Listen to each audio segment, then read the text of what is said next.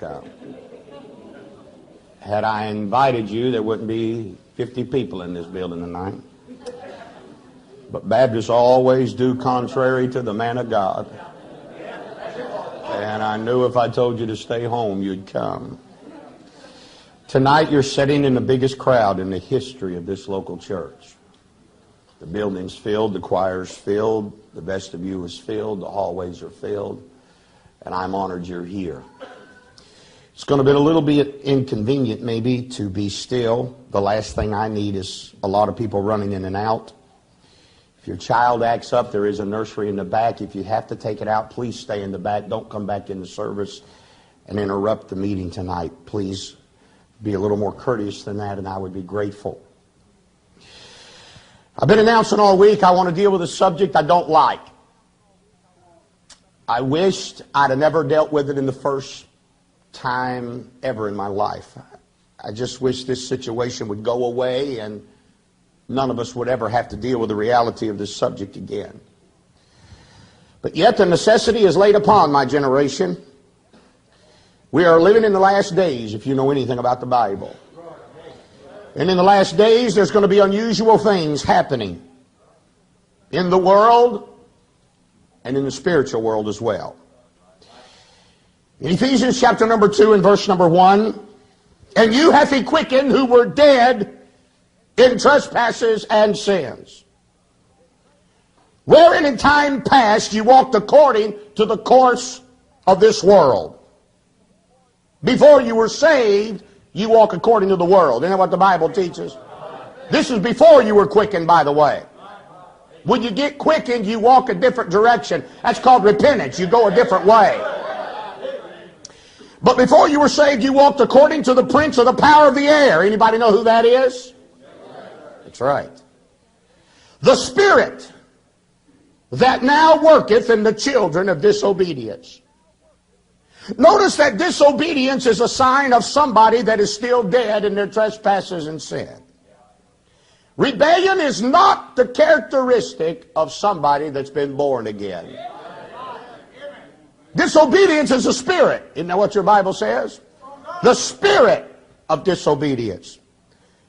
Paul is telling us in the book of Ephesians that in the last days, not only will they be disobedient, but they will be driven to disobedience and rebellion by spirit. Ephesians chapter number 6 and verse number 12 clarifies whose this spirit is. For we're not wrestling against flesh and blood, but against the principalities and powers of the air. We are fighting a spiritual warfare on heights and authoritative power like never before. The old-timers believed and preached 30 and 40 years ago that in the last days, God would allow Lucifer to open up the darkest crevices of the damned and lease out the most demonic influenced spirits known to the underworld. Ladies and gentlemen, we are living in those days. Man has always been depraved. Outside of God, man has always been wicked. But I'm not dealing with depravity, ladies and gentlemen. I'm dealing with demons. What would motivate a mother to drown 5 children in a tub of water, stack them like stove wood on her bed, pull a sheet over their dead, lifeless bodies, and call the police and say, I have killed my children? May I say to you, that's more than depravity and being lost.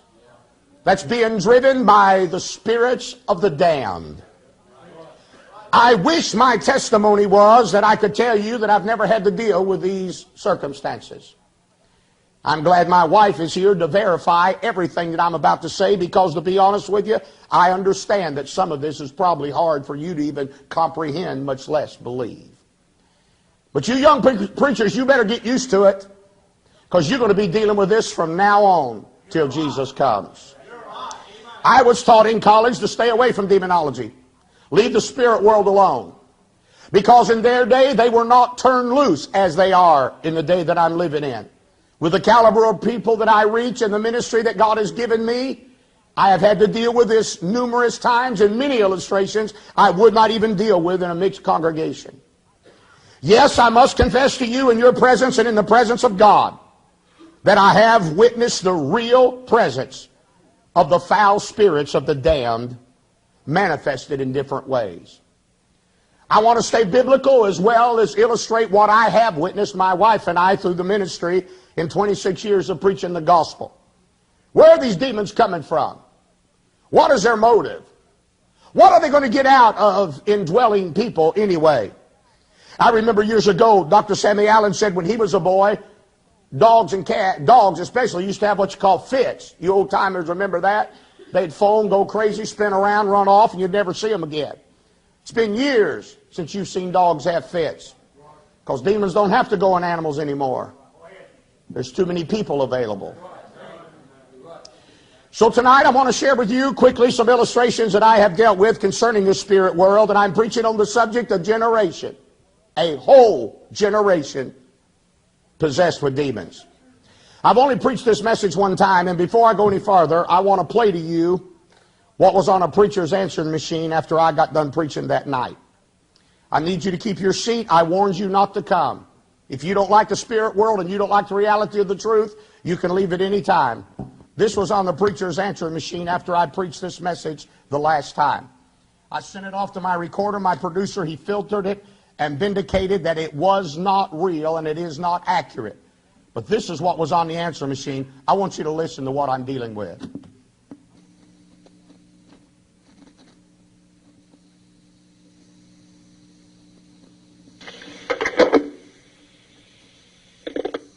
Sunday, 12:05 p.m.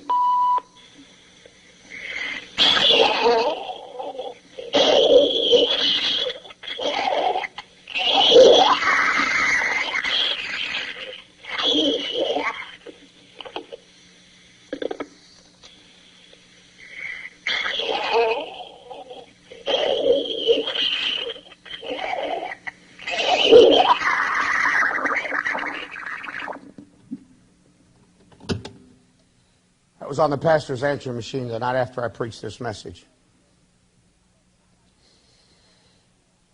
Tonight, I believe from now on till the day Jesus comes, we're not only going to be fighting this stuff, but we're going to see manifestations of it like never before. Let me show you some eyewitness accounts that my precious wife and I have had to endure down through the years. I know the demon spirits have been turned loose upon our society and upon the world because, number one, they're manifested according to their strength. They're supernatural in their strength. You remember in Mark chapter number 5, when the crazy man of Gadara, the Bible said he was possessed with demons, and he was often bound with fetters and chains, and the chains had been plucked asunder by him. Unusual strength had possessed his heart, his mind, and his body. And I'm saying to you, in these last days, some of the supernatural things we are seeing people do in their physical body is going far beyond steroids, physical conditioning, and preparation for sports activity. Some of these supernatural powers are coming from the very demons of hell. Years ago, as a young boy, I visited a friend by the name of Mark Fornes. He took me in his basement and showed me a 5-pointed star that he had painted in his basement. At the tip of every point was a candle, and it was lit. In the midst of the star were stains where he had offered the sacrifice of the blood of cats from the neighborhood. A goat's head was placed on the wall that he placed over his head during his time of worship and seance. I was just a young teenage boy at the time. I was not saved. I knew nothing about the Bible or demonology. And Mark asked me if I'd ever tried to contact the spirit world. My answer was no. He said through seances he had communicated with his dead loved ones and friends that had been gone for a long period of time. I left his basement. I had no idea what he was involved in, nor was I interested in it. Even as a lost man, I knew better than that. Several months went by, and one day Mark's mother called me on the phone and asked me to come to their house immediately.